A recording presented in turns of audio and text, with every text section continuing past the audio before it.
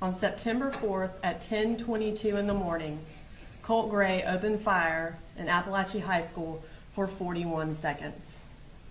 Those 41 seconds forever altered the lives of the students of Apalachee High School, their parents, and everyone in this community. At 10:22 a.m., Christian acted and became a hero. He attempted to push the shooter out of his classroom, and when he was shot, Christian's last act on this earth was to shut the door to his classroom to protect his friends. In Miss Ryan's room, the teachers and students acted. Ronaldo ensured the door was barricaded, and Landon held Taylor's hand when she needed someone. Ariana tried to keep Taylor awake, and Miss Ryan attempted to put a tourniquet on Natalie's arm and comforted her. Miss Irmy acted. Her last act on this earth was to push her door shut to protect her students. When the shooting started, Coach Aspinwall acted. He went outside his classroom to see if he could help. Coach Phoenix acted. After being shot, he crawled back into his room and used his last bit of strength to shut his classroom door to protect his students. Valerie Lancaster acted. She used her training from Girl Scouts and stopped the bleed to save Coach Phoenix's life. And Sweet Mason, he didn't even have the opportunity to act. On September 4th at 10:22 a.m., SRO Donovan Boyd yelled into his radio, "Active shooter." Active shooter.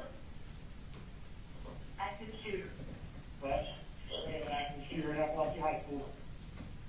And at that moment, every law enforcement in Barron County and every law enforcement officer near Barron County acted. 58 agencies and 400 law enforcement officers came to Barrow County to answer the call for help. Sheriff Judd Smith and Lieutenant Wilkerson acted. Sheriff Smith was one of the first responders and helped get Natalie to EMS quickly, and Lieutenant Wilkerson did everything he could to save Miss Irmy's life.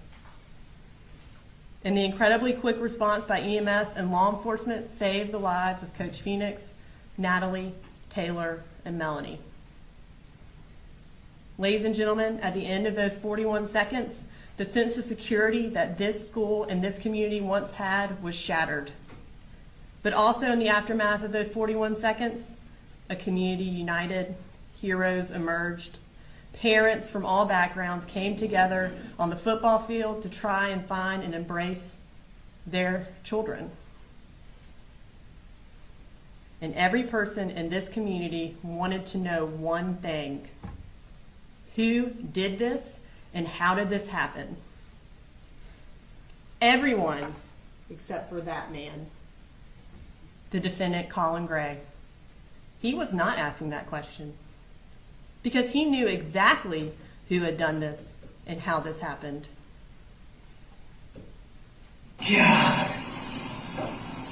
I knew it when my little girl just texted me. She's in middle school. She said, "We're in lockdown." I'm like, God Almighty, please tell me, brother, give me something. Why do you?